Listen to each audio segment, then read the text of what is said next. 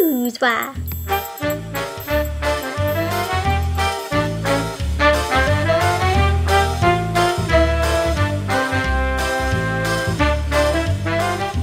Welcome to the WikiNewsWire, and I'm your host, Kay Boudreau. This is the news for Monday, December 22nd, 2008.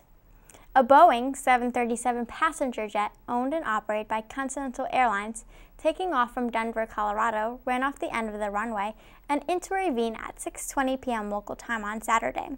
The airplane burst into flames, and the 112 people on board were forced to evacuate the aircraft by the use of slides. Ground crews promptly arrived at the scene, and the fire was swiftly extinguished. 38 people sustained injuries after the accident.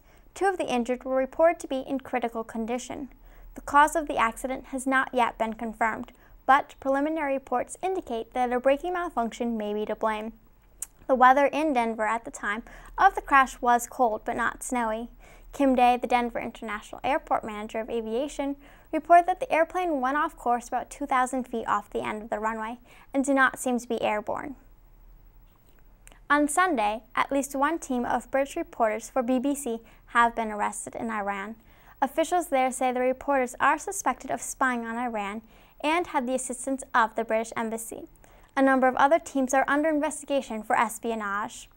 So far, neither the British government nor BBC have commented on the incident. The British government has decided to sell off its stake in the British nuclear weapon manufacturer, Atomic Weapons Establishment.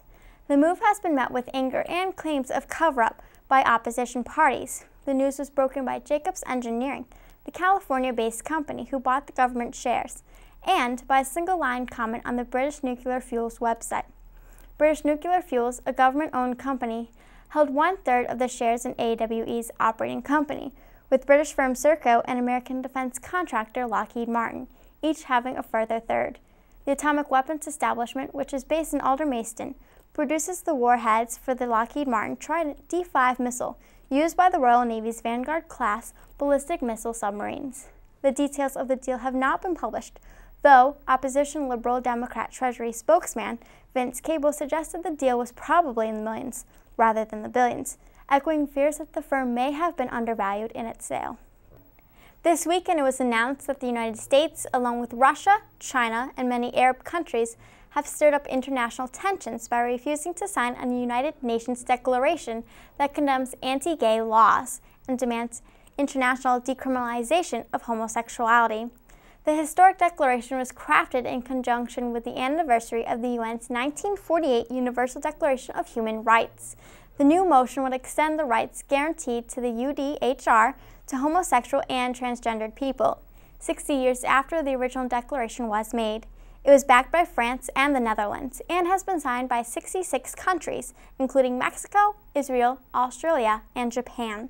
The refusal of the U.S. to sign the non-binding declaration was prompted by its own legal questions.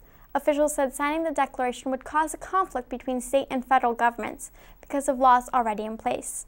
American military personnel are not allowed to be openly gay, and in some states, landlords and employers are allowed to discriminate against a sexual orientation. The Vatican has rejected the declaration as well, saying it appreciates the efforts made to end the criminal status of gays in many countries, but that the declaration gives rise to uncertainty in the law and challenges existing human rights norms. The vague definitions of gender, identity, and sexual orientation, it said, would undermine existing and future laws.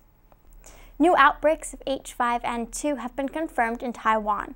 The Council of Agriculture Minister has confirmed on Saturday that the recent chicken deaths at a poultry farm in Kaohsiung County's Luchu Township were caused by the low pathogenic H5N2 bird flu virus that is not transferable to humans. They had slaughtered 18,000 chickens on November 14th. The problem has been resolved, he said. COA has been monitoring wild and migratory birds and said it is still investigating the source of the infection. Meanwhile, Taiwan News has reported that Japan has banned the imports of Taiwan's poultry. Being the biggest duck provider to Japan, Taiwan exports 5,000 tons of duck annually, worth $23 million. For the time being, $4 million worth of duck in the process of shipping. Custom clearance is expected to be affected. For this reason, COA has promised to subsidize poultry farmers affected by the virus which broke out on October 21st. H5N2 avian flu strain first broke out in Taiwan in January of 2004. As always, thanks for listening and make sure to stay on the wire.